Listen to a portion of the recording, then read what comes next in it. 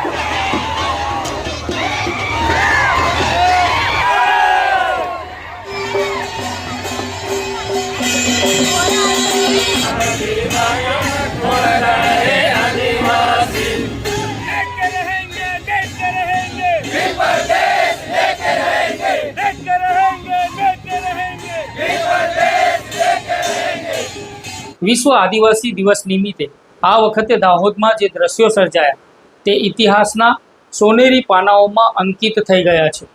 આધુનિકતાના ખોટા અહંકાર અને ડીજેના ઘોંઘાટને ફગાવીને દાહોદના આદિવાસી સમાજે એ જ અસલ, પૌરાણિક અને પરંપરાગત અંદાજમાં આ ઉત્સવ મનાવ્યો. જેવો ઇતિહાસ આદિવાસી સમાજના પૂર્વજોના સમયથી ચાલ્યો આવે છે એ જ રીતિ રિવાજો મુજબ દાહોદમાં વિશ્વ આદિવાસી દિવસની ઉજવણી રંગે ચંગે કરવામાં આવી. એટલું જ નહીં, આ મહારેલીમાં હિન્દુ, મુસ્લિમ અને બ્રહ્મ સમાજના અગ્રણીઓએ સેવાની સરવાણી વહાવીને કોમી એકતા અને માનવતાની એક મિસાલ કાયમ કરી છે. દાહોદના મુખ્ય માર્ગો આજે માત્ર જન્મેદનીથી જ નહીં પરંતુ આદિવાસી સંસ્કૃતિના વિરાટ રંગોથી ઝળહળી ઉઠ્યા હતા. દર વર્ષની પરંપરા મુજબ એક રેલી નવજીવન કોલેજથી, છાપરી ખાતેથી અને બીજી ગોધરા રોડથી રવાના થાય છે.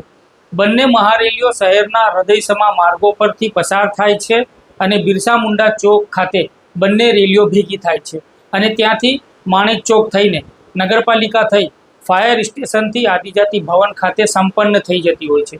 પૌરાણિક વારસાને જીવંત રાખવા યુવાનો, વડીલો, મહિલાઓ અને નાના નાના બાળકો સૌ કોઈ પોતાના પરંપરાગત વસ્ત્રો અને ઘરેણાઓમાં સજ્જ થઈને ઉત્સાહભેર આ વિશ્વ આદિવાસી દિવસની સાંસ્કૃતિક રેલીમાં જોડાયા હતા.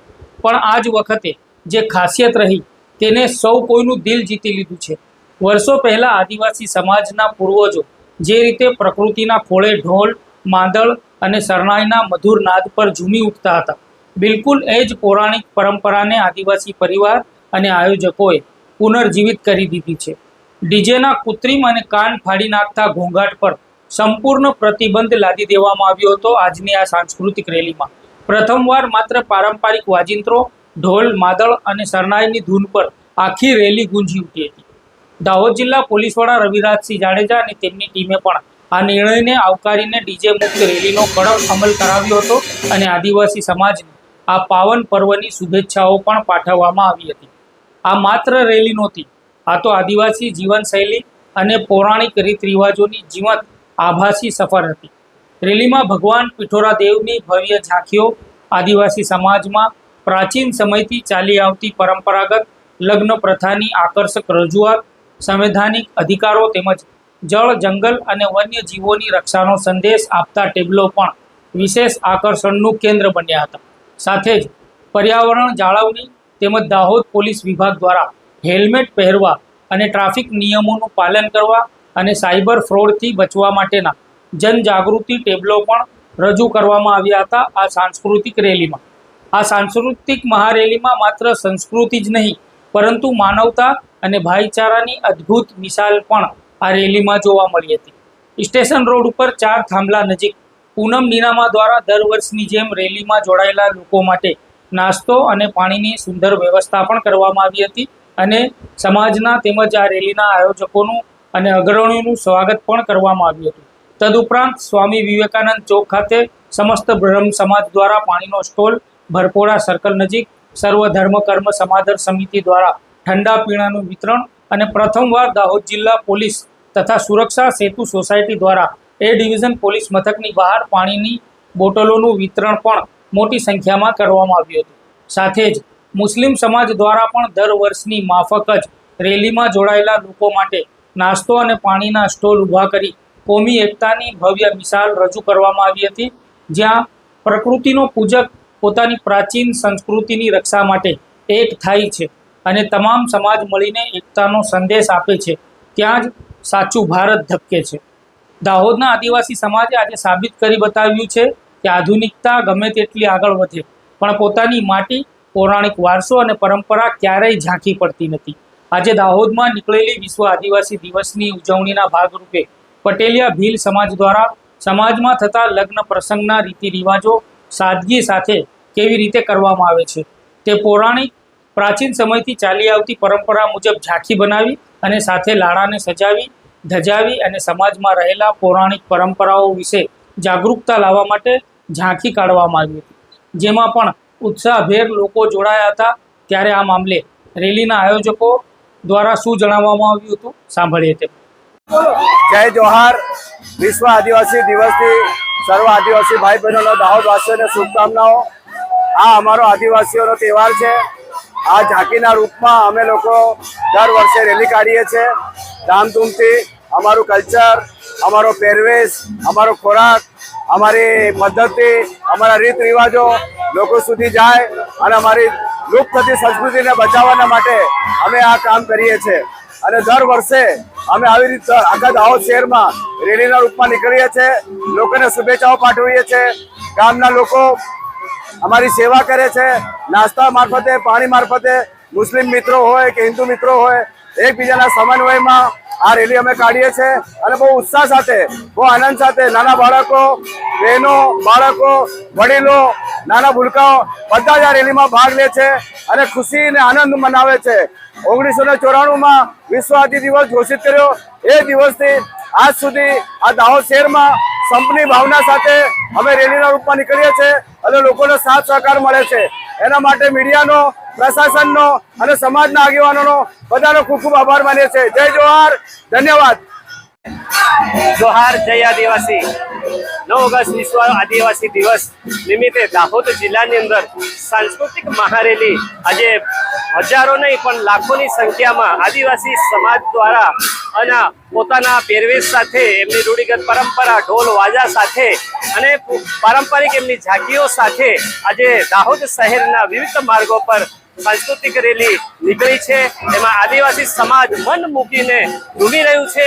એમની સાંસ્કૃતિક ધરોહર, એમની કલ્ચર, એમની કલા, એમનું શૌર્ય હંમેશા જીવિત રહે, ટકી રહે એ માટે આદિવાસી પરિવારના યુવાનો વડીલો દ્વારા આ વખતે ખાસ વિશેષ ડીજેનો ઉપયોગ નહીં કરી અને પોતાના ઢોલ વાજા અને માંડણનો ઉપયોગ કરી અને પોતાની સંસ્કૃતિનું જતન હંમેશા માટે કરશે અને સંસ્કૃતિ લુપ્ત ન થાય એ હેતુથી આ સાંસ્કૃતિક મહારેલી કરવામાં આવી। દાહોદ જિલ્લામાં દર વર્ષની જેમ આ વર્ષે પણ વિશ્વ આદિવાસી દિવસની સાંસ્કૃતિક રેલી યોજવામાં આવતી હોય છે અને મોટી સંખ્યામાં આદિવાસી સમાજના લોકો આ રેલીમાં ભાગ લેતા હોય છે અને મોટી સંખ્યામાં ગામે ગામથી લોકો જોડાતા હોય છે। હવે આ વિડીયોને લઈને તમે કોમેન્ટમાં તમારી પ્રતિક્રિયા જણાવો। યુટ્યુબ ઉપર અમારી ચેનલને સબસ્ક્રાઈબ કરો, ફેસબુક ઇન્સ્ટાગ્રામ ઉપર અમારી ચેનલને ફોલો અને લાઈક કરો। ફરી મળીશું આવા જ લેટેસ્ટ વિડીયો સાથે। આભાર, પણ અમારી ચેનલને સબસ્ક્રાઈબ, ફોલો અને લાઈક કરવાનું ભૂલતા નહીં। આભાર।